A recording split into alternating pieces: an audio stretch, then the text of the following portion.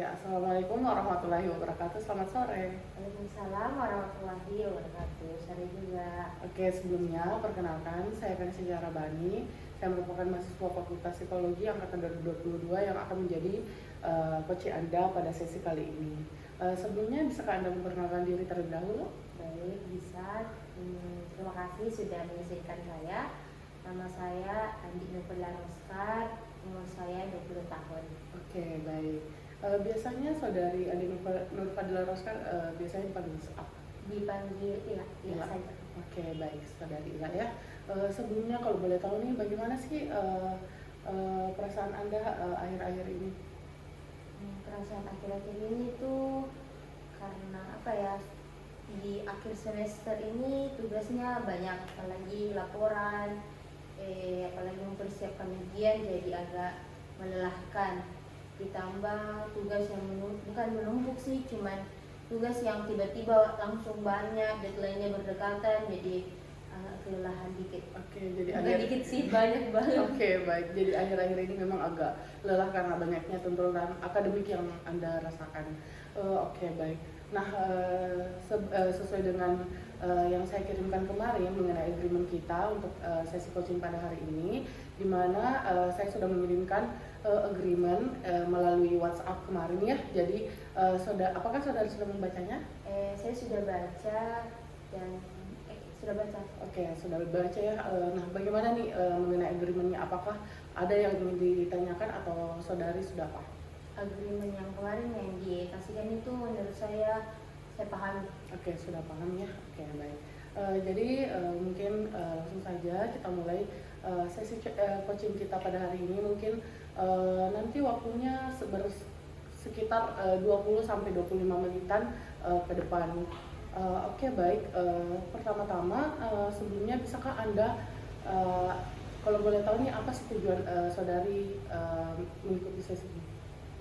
Jadi saya bermaksud untuk mengikuti kegiatan ini tuh kenapa ya, kayak ngejalanin hari-harinya lebih berat karena ada sesuatu yang tertanam dalam saya, kayak apa ya, mau dikeluarkan gak tahu ke sama siapa, kayak mau cari jalannya. Sebenarnya kalau untuk cari jalannya tahu di arahnya kemana, tapi untuk ngejalaninnya, untuk praktiknya itu saya nggak bisa. Jadi kayak hari-harinya itu kayak mengganggu aktivitas, apalagi tugasnya moodnya tuh kayak turun banget, bukan minat turun tapi turun banget, jadi kayak nggak bersemangat. Ditambah kayak orang ketemu sama orang kan yang dimana kayak kalau biasanya sebelum ini perasaan ini menekan saya itu kayak saya selalu yang sapa orang, selalu yang kayak ceria duluan, tapi sekarang itu kayak malas nih, kayak udah bisa nih kayak duluan gitu. Jadi kayak heran nih juga teman-teman kampus dia bilang, kenapa kowe kayak udah ceriamu hari ini begitu. Jadi kayak sadar mak bilang kayaknya ini masalah yang kutanamkan selama ini tuh kayak terbawa sampai ke perilaku orang-orang lain. Oke, baik. Oke. Nah, kalau boleh tahu sih, nah pada sesi coaching kita pada hari ini apa sih yang menjadi tujuan saudari nanti? Tujuan saya itu apa ya, agar lebih lega, bisa bukan menyelesaikan tapi apa ya, bisa mencoba untuk memperbaiki dan biar perasaan saya itu lebih lega. Oke, baik. Kalau boleh tahu sih apa permasalahan akhir-akhir ini yang Anda rasakan? Permasalahannya itu apa ya, kan kemarin COVID saya terkurung. Sehingga jadi dimana yang kayak sebelum COVID itu punya banyak teman, tiba-tiba tidak punya teman, jadi kayak seakan merasa kehilangan. Nah pas kuliah ini dapat teman, kayak nggak bisa nih juga kehilangan kayak seperti yang kemarin lagi. Kayak memang saya ini nggak bisa sendiri, harus ramai. Nah jadi kayak akhir-akhir ini tuh kayak mulai sadar karena tidak mau kehilangan teman, bahkan saya merugikan diriku sendiri. Contohnya kayak kemarin saya begadang kerja, tugasku itu laporan 2 malam tidak ada tidur sama sekali. Oke, baik.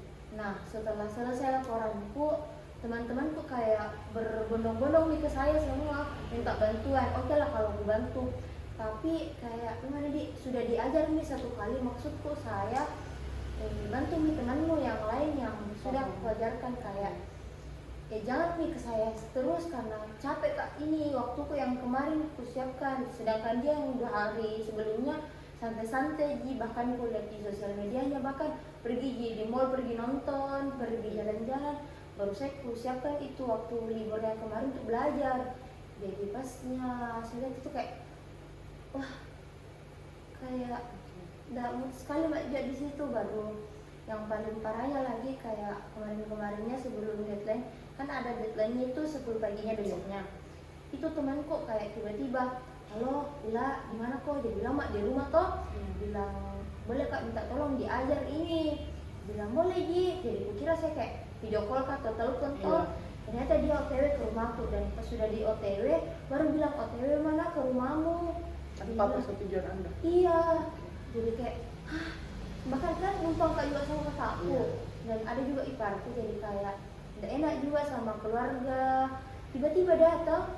Dan menurutku susah sekali, apalagi dia yang dimana dari nol jadi saya ajar tidak di nol, yang dimana bisa mak istirahat toh, jadi tambah dia lagi diajar, capek sekali dan menguras tenaga.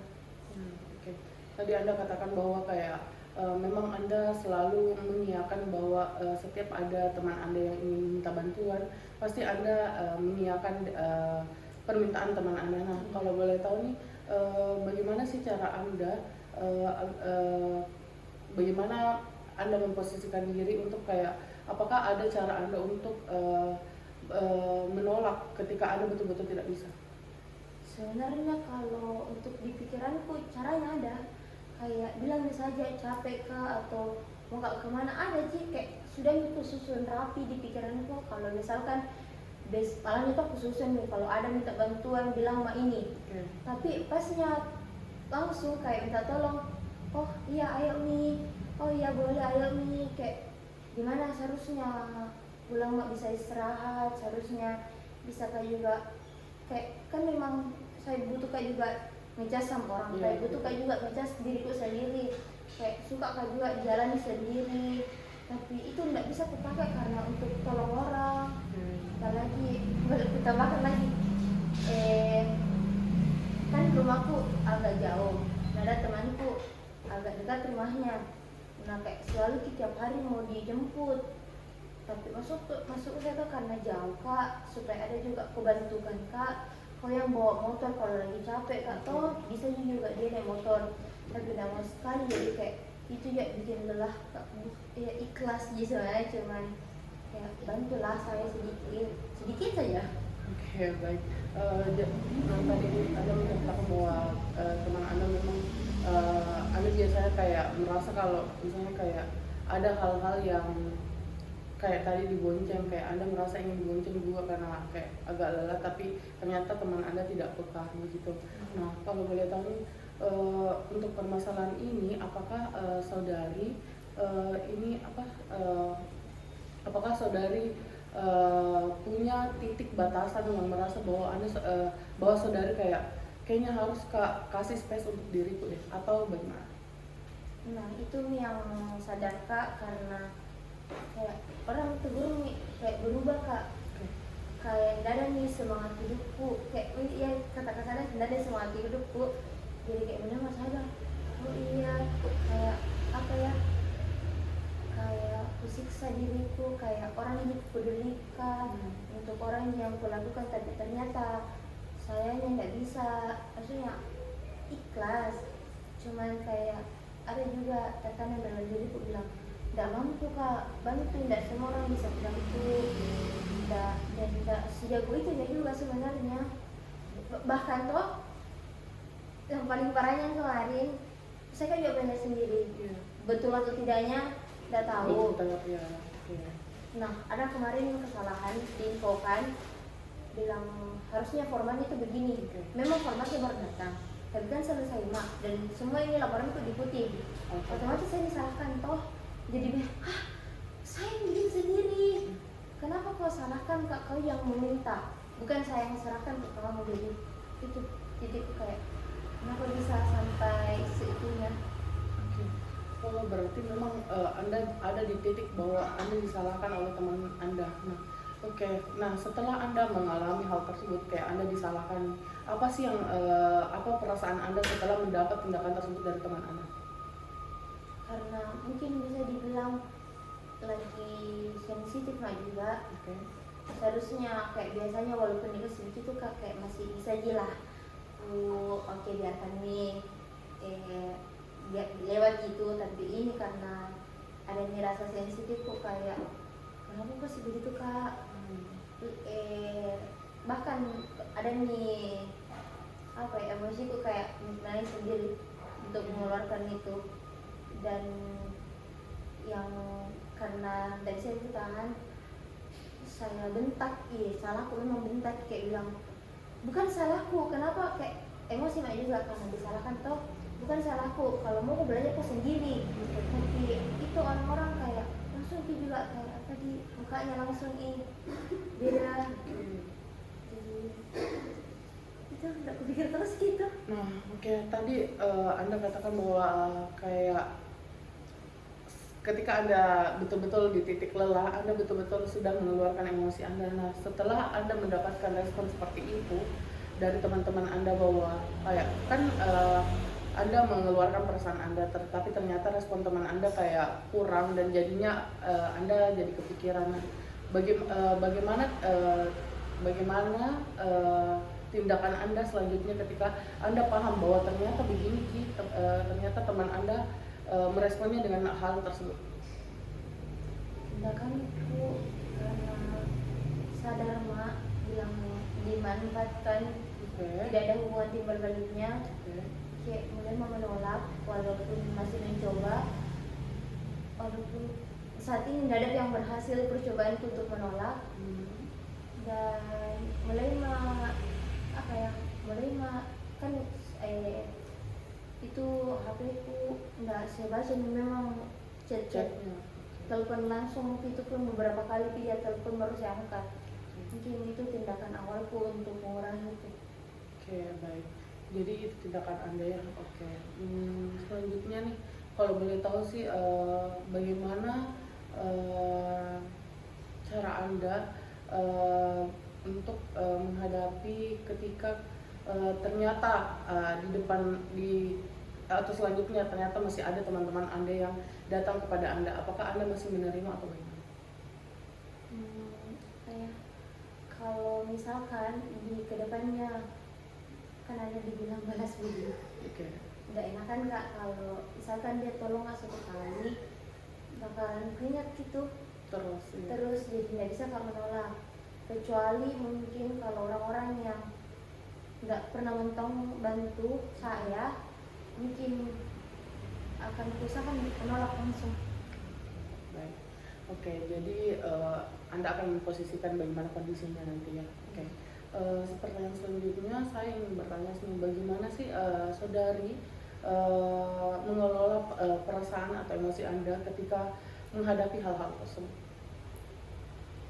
Untuk mengelola, untuk kesayanya tidak bisa, untuk ekspresi, untuk emosinya kayak kupendam saja, tapi ekspresinya terbatas sekali ternyata sama orang-orang di luar. Jadi orang-orang di luar yang tadi yang saya bilang yang ceria, tiba-tiba kayak lebih murung, tiba-tiba kayak sedih, bukan sedih tapi kayak pendiam. Jadi orang menanyakan untuk perasaanku, kayak malas mak juga ketemu sama orang, jadi kayak ada juga perasaanku untuk malas ke kampus, kayak kalau memang tidak membutuhkan sekali di ini ke kampus, mending jangan mak pergi. Jadi mungkin lebih malas untuk kampus. Jadinya Anda membatasi diri Anda untuk lingkungan Anda dengan sifat sosial Anda atau bagaimana? Iya, bisa dibilang saya menjauh sama orang-orang yang memang ada beberapa orang yang sudah kutandai bahwa ini orang kayak nggak bisa dikasih hati, kayak memang memanfaatkan itu. Tapi kalau misalkan ini yang kayak teman-temanku yang memang saling bantu, kayak saya bantu dia bantu kak, kayak selalu dia juga pergi di rumahnya, selalu dia juga datang ke rumahku pergi main sama, bahkan kalau di kampus ada kuliah toh dia gitu aja bicara, memang selalu kak menyudut ini akhir-akhir ini. Oke, baik. Jadi Anda betul-betul membatasi, tapi kepada orang-orang tertentu yang menurut Anda Iya, yang tidak kasihan, ada hubungan, kasihan. ya hubungan yang tidak timbal balik. Oke, baik. Kalau boleh tahu nih, bagaimana sih pengaruhnya terhadap orang-orang di sekitar Anda, termasuk keluarga Anda? Apakah ada pengaruh dari permasalahan tersebut kepada orang-orang yang terdekat Anda? Untuk pengaruhnya tentu saja ada, yang dimana kayak tadi untuk orang terdekat di kampus tadi kayak kayak adalah batasan. Sebenarnya saya yang bangun tembok pembatasan sama orang. Nah kalau di rumah itu lebih tidak ceria aja, kan ada keponakan di rumah kayak jarang mak main, bahkan bukan jarang, tidak pernah main sama, tidak pernah ketawa di kamar terus. Bahkan kemarin kan sama kakak tinggal kemarin, karena mungkin kayak selalu bilang keluar mau dari kamar, aku mikir kenapa kok cerita nih, tapi saya kayak bilang enggak, ini capek malas, jadi kemarin bawa keliling-keliling beli makanan, tapi kayak sadar mak kayaknya kakakku ini iya berusaha untuk kayak apa, berusaha saya terbuka, tapi kayak berpikir kayak juga masalahku ini jangan tanya kakakku, apalagi bahkan orang tua merantau, ada orang tua di kampung menelpon kayak biasanya toh saya cerita panjang lebar kegiatan itu hari itu, tapi tiba-tiba kayak iya kak capek, itu yang iya capek kak sudah dulu itu jadi kayak iya mungkin bisa dibilang membatasi diri. Kalau boleh tahu nih, apa sih yang membuat betul-betul Anda berada di titik itu, kayak tidak ingin terbuka padahal biasanya Anda terbuka? Kayak bagaimana Anda mengatasi cara itu agar bisa kembali terbuka, karena itu kan pasti bisa membantu Anda untuk lebih lega mungkin, atau Harus kak kayaknya rendahkan bukan rendahkan, turunkan ekspektasi itu ke orang, tidak boleh kak. Sebenarnya bisa aja diri sendiri, bisa aja jalan kemana-mana, bisa aja apa-apa kemana, tidak bergantung ya sama orang, cuma memang tipe orang ya tidak bisa sendiri saja, harus kak, bukan juga ditemani apa dia bilang kayak suka kak bicara sama orang terdekatku.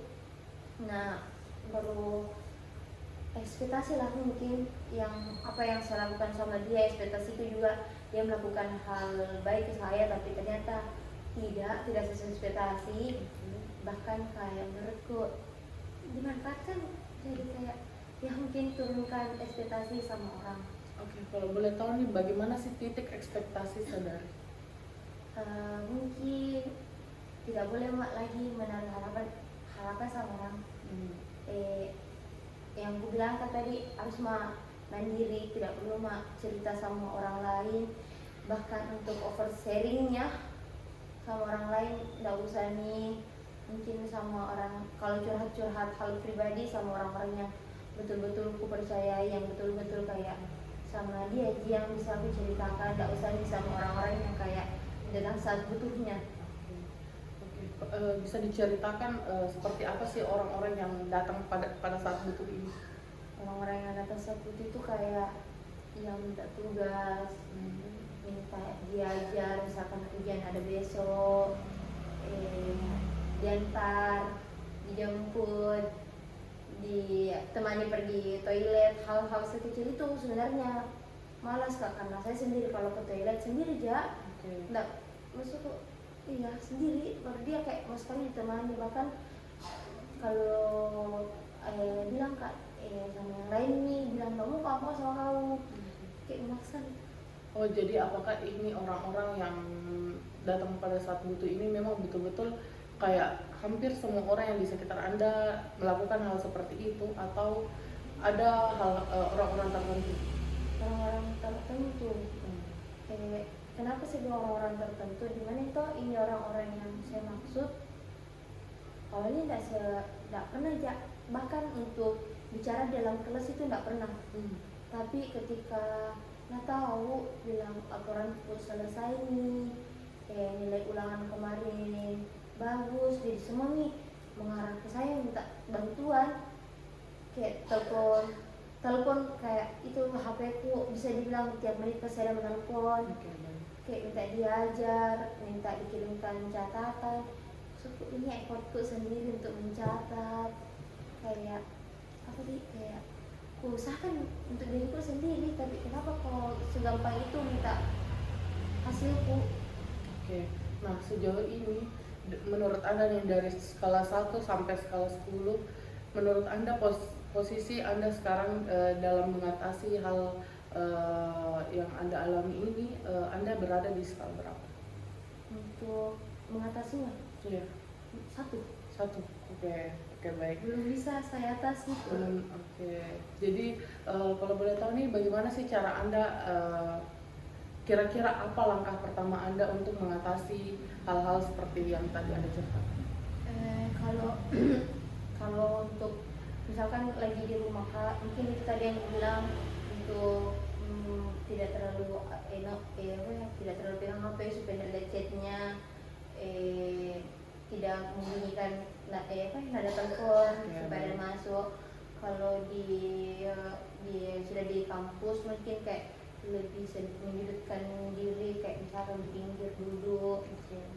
Kalau memang dosen sudah keluar langsung pulang, jadi kayak mengurangi saja interaksi sama orang lain. Oke. Jadi untuk saat ini itu tahap atau langkah yang Anda jalani untuk mengatasi masalah tersebut. Jadi sudah ada progres yang Anda lakukan ya untuk sejauh ini?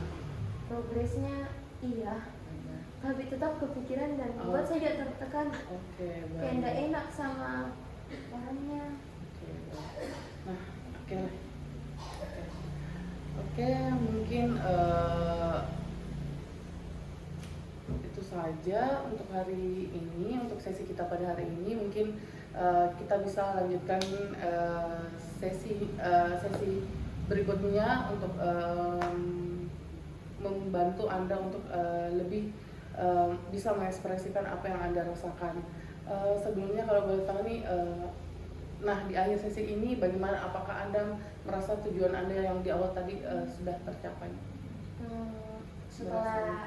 Setelah saya pikir-pikir yang saya katakan tadi, untuk mengatasi itu perlu memang saya kayak langsung saja buang perasaan tidak enakan Bu. Kayak mungkin bersikap bodo amat saja sama orang lain, kayak lebih perlu pedulikan diriku sendiri. Oke, baik. Jadi ya itulah tadi sesi kita hari ini. Saya mengucapkan banyak terima kasih. Jadi segala yang Anda ucapkan pada sesi kali ini insya Allah akan dijaga kerahasiaannya dan tidak akan ini untuk saya pribadi, dan insya Allah akan dijaga kerahasiaannya. Nah, mungkin itu saja. Apabila ada salah kata maupun perbuatan dari saya mohon maaf. Selanjutnya mungkin saya akhiri sesi kita pada hari ini. Sekian dan terima kasih. Wassalamualaikum warahmatullahi wabarakatuh. Waalaikumsalam warahmatullahi wabarakatuh.